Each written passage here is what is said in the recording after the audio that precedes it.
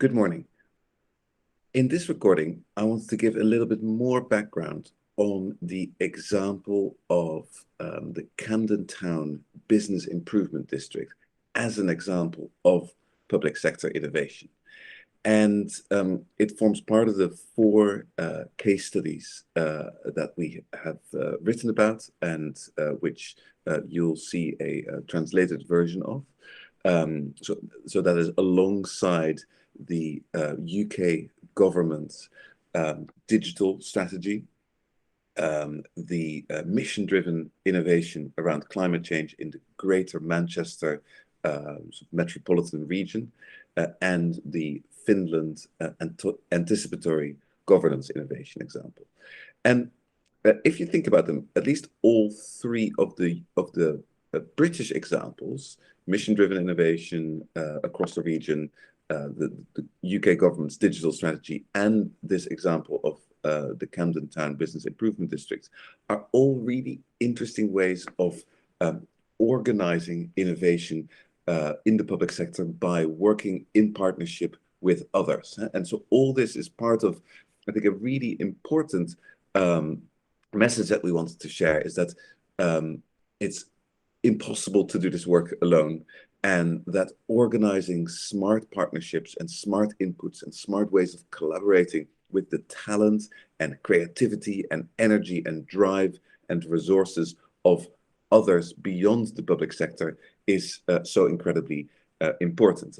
For example, again, in the case of the UK government's websites and broader digital infrastructure innovation, they realized that they could not do it from inside the government. So they brought one of the most well-known and dynamic technology entrepreneurs, Martha Lane Fox, into the government to do a review of the websites. She brought some of the most talented digital service innovators from the private sector and from media industries into a team that then worked together with civil servants to really revolutionize the way that the UK government organizes its web services and its digital service more broadly. So that's one example of how you can bring in others to support you in a really creative, collaborative way. Now, focusing on these business improvement districts, I wanted to go into that in a little bit more, and I'm going to talk about it for about 10 minutes. You need to see it as an innovation at two levels. Right? One was the UK government recognizing that it had to innovate. And the second element is, how do you make it work at local level? So the problem was that in many instances, right across the United Kingdom, city centers and town centers saw that the public spaces were almost impossible to maintain at the level and the quality that people desired. And as a result, businesses, large businesses, small businesses suffered because city centers and town centers were dirty, they were unsafe, they saw issues with waste, commercial waste, and the normal level of service that a municipality could give to these town centers just wasn't enough. So they looked around for ways of organizing that differently. And the example comes primarily from the United States, where for a relatively longer time, there was an understanding that you could organize private sector businesses in a transparent and open ways in a given district, part of the city center or the whole city center in some cases, to support the city, the municipality, in doing a better job of cleaning the streets, organizing safety, taking care of waste, etc. And it turns out that businesses are happy to pay a little bit extra if they can really see where that money goes. So if it's transparent, that's a little bit of extra tax leads to better services. So out of that idea grew the business improvement district. And a business improvement district works in a very simple way. So you have a certain district, part of your city center or your entire city center, And in that district, a referendum is held amongst all the businesses. So it's not about the residents primarily, but the businesses, to see whether they would like to pay a little bit more tax that then goes to a new institution, a new organization that uses that tax money to organize better services for these businesses. And if a majority of businesses says yes, then all of the businesses in that area of a certain size, maybe not the smallest business on the street corner, but pretty much everyone else gets taxed a little bit extra on top of their regular um, tax that they pay anyway. And that money goes to this new organization, which then organizes a whole range of things depending on the priorities in the local area.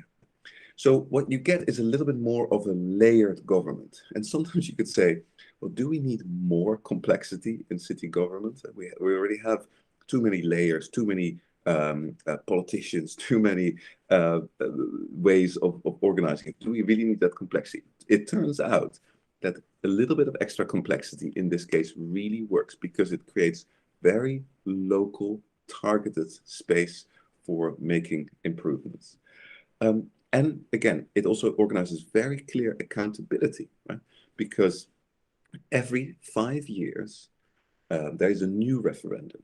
And businesses at any point can say, you know what, we're paying this extra money, but we don't really see the results. So in the next referendum, we're going to vote against it. And then we stop paying the extra tax and we go back to how it was before. So there's very clear accountability. It's not a new institution that's always going to be there forever. At every 5 years, businesses can say, no, we're not happy, or no, this needs to change. So you've organized an extra layer of accountability, an extra layer of being able to get things done, and a little bit extra resources. And so what they do with it varies on local priority, as I already said. Sometimes they focus on extra street cleaning. Sometimes they focus on security and safety. In the case of this central London borough of Camden, there's an issue, for example, with drugs trading. So they actually hire extra police and street wardens against drug dealing and things like that. Often they also improve the street furniture, they plant more trees, they put more benches out, etc. And they always work together in partnership with the municipality. So it's a very close collaborative relationship. They do the extra things that the municipality alone cannot do.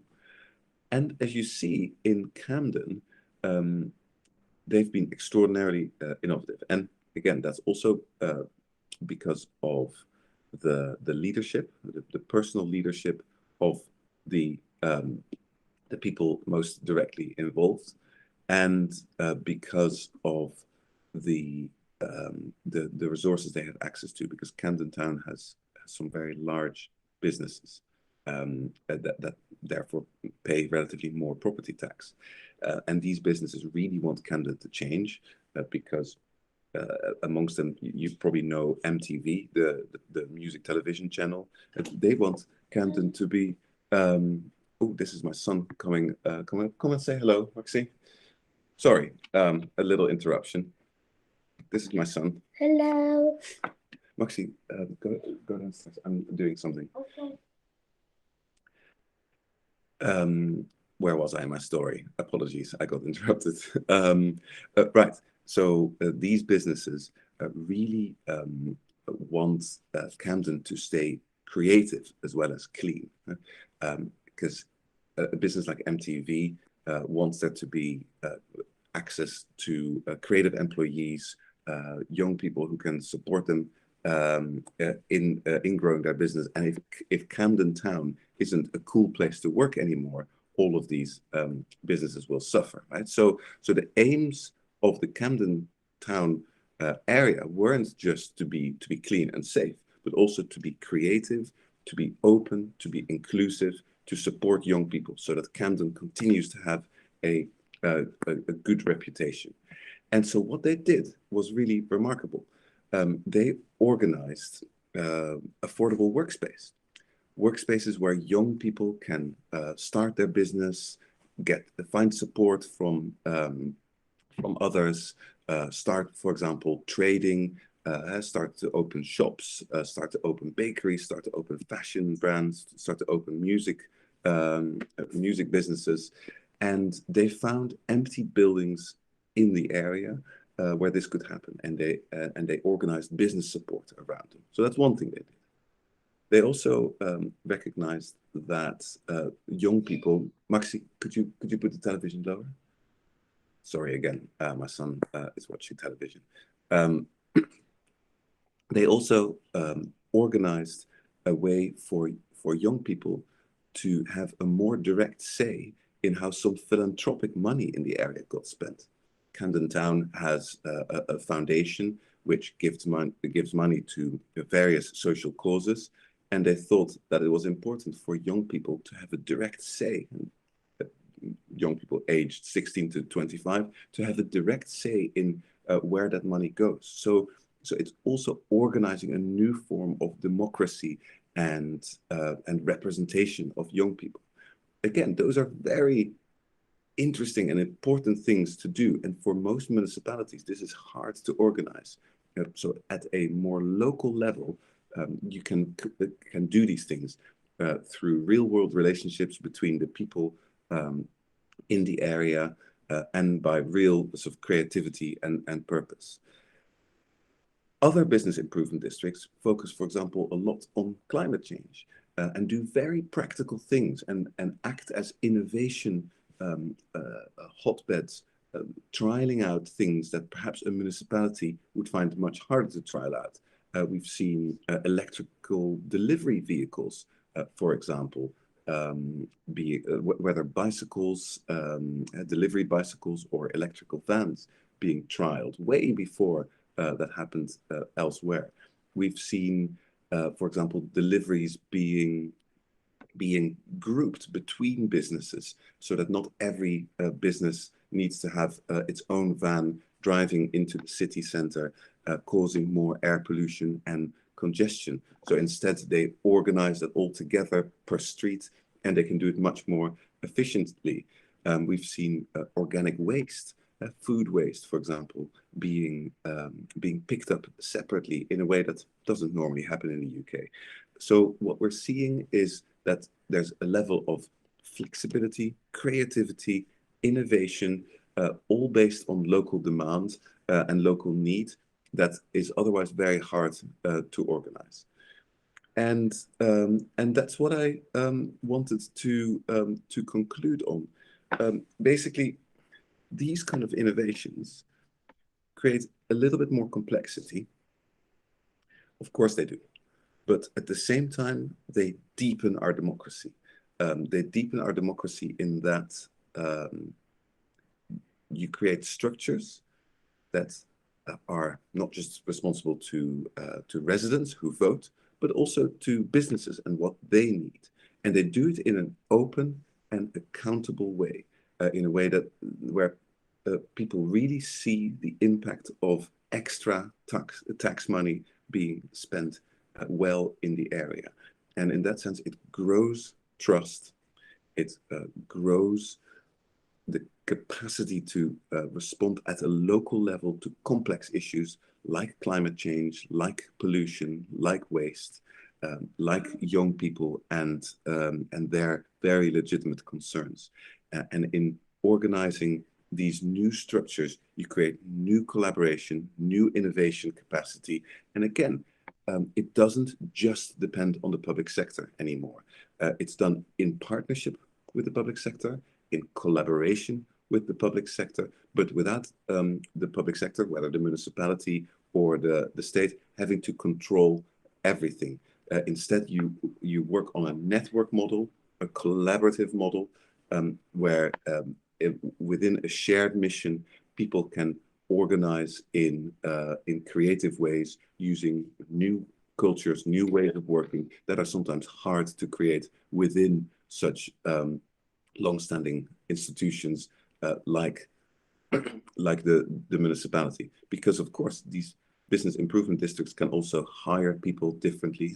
They are independent organizations. They can hire they can create teams, they can work with others in collaboration, so they can be much more flexible. And organizing that flexibility as well as that extra level of resource is so important in many instances. Well, I hope this gives you a good example of how you can make this really practical. The story that I told you yesterday was all about, of course, big challenges, big concepts, but this can also become really practical and on the ground in a way that local people, whether businesses or people visiting the city center, really see the results instantly. So hopefully this gives you the confidence you need that these big concepts around innovation can be really practical and tangible at local level. Thank you very much.